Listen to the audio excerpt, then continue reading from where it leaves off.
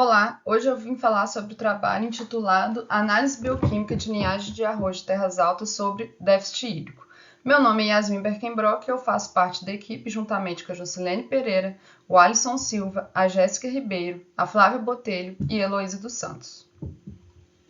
No Brasil, existem dois sistemas de cultivo para a cultura do arroz. O sistema de inundado e o sistema de sequeiro, também denominado sistema de arroz de terras altas.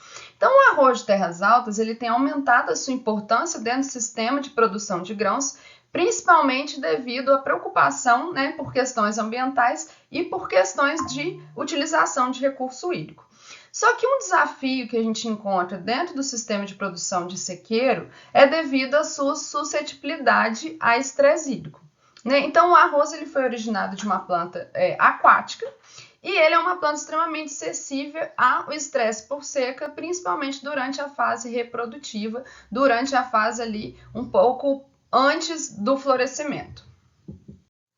Do ponto de vista dos programas de melhoramento, entender esses mecanismos que as plantas desenvolvem para poder tolerar mais esse estresse abiótico é de grande importância quando a gente pensa na área da biotecnologia. Então, entender os mecanismos, entender o controle genético de maior tolerância é interessante para a gente estar conseguindo desenvolver linhagens tolerantes e linhagens com maior resiliência em relação ao estresse por seca.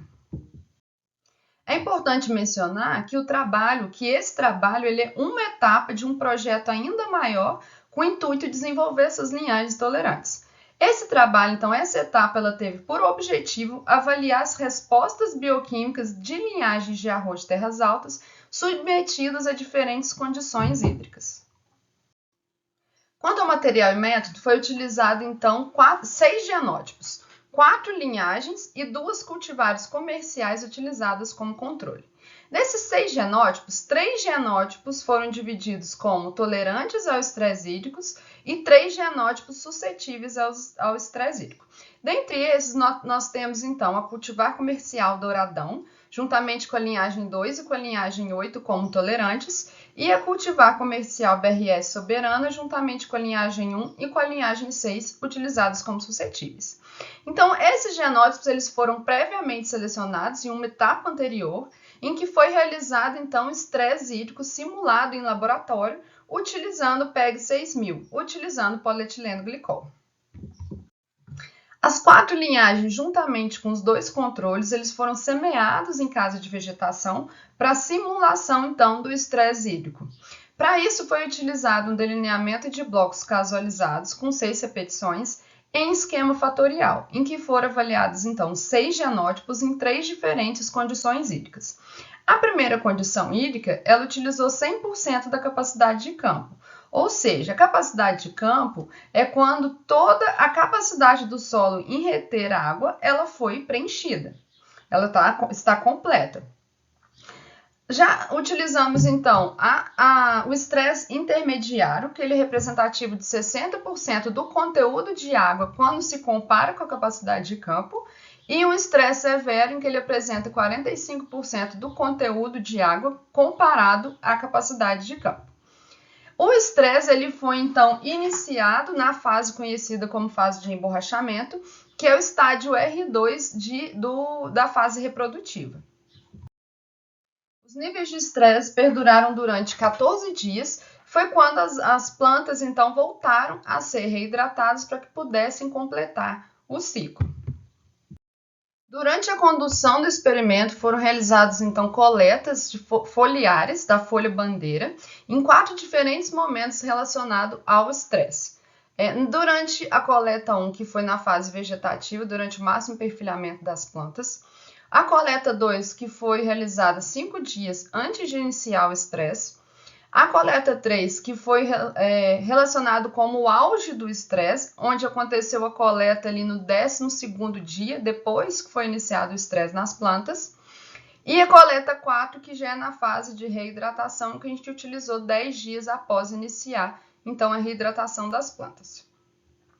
Essas folhas, essas coletas foram utilizadas para observar, para análise bioquímica, para a gente estudar e quantificar a atividade de algumas espécies reativas de oxigênio, né, que são altamente danosas para a planta e aumentam a sua produção quando são submetidos ao estresse, e algumas enzimas do sistema antioxidante dessas espécies reativas de oxigênio, que são enzimas, então, que têm a capacidade de evitar, de diminuir a ação dessas espécies reativas de oxigênio. Como resultado, podemos observar que apenas a enzima ascorbato peroxidase teve uma variação de expressão quando a gente compara as três condições hídricas. Comparando-se, então, os diferentes genótipos testados, a gente pode observar que as linhagens 2 e as linhagens 8, consideradas linhagens tolerantes, tiveram uma maior produção dessa enzima, ascorbato peroxidase, uma enzima importante do sistema antioxidante. Esse terceiro gráfico ele demonstra o desdobramento da interação genótipos e época de coleta das folhas durante o estresse, que foi significativa relacionado à característica de produção de peróxido de hidrogênio. Então, foi a única significativa do ponto de vista da análise de variância e a única, então, considerada para desdobramento. O peróxido de hidrogênio é uma substância danosa do ponto de vista molecular para a planta e tem a sua produção aumentada durante o estresse. Apesar da linhagem 2 e a linhagem 8 apresentarem maiores produções de peróxido de hidrogênio comparado aos demais genótipos, elas foram as únicas que conseguiram reduzir a produção dessa substância danosa após o estresse. Então, apesar dela ter uma maior produção, elas foram mais resilientes do ponto de vista do estresse hídrico. Como conclusão, então, a linhagem 2 e a linhagem 8, consideradas tolerantes, apresentaram maior produção de enzima antioxidante, ascorbato peroxidase, além de serem os únicos genótipos que conseguiram reduzir a produção de peróxido de hidrogênio após o estresse hídrico, podendo ser, estar relacionado com um dos mecanismos de tolerância desses genótipos quando comparado aos demais. Então, esse resultado nos dá respaldo, subsídio para a gente avançar com as próximas etapas, avançar com o projeto, para então estudar os mecanismos genéticos que estão envolvidos nessa tolerância desses genótipos. Para finalizar, gostaria de agradecer à Universidade Federal de Lavras, ao Grupo de Pesquisa em Arroz de Terras Altas e às agências de fomento CNPq e FAPEMIG. Muito obrigada.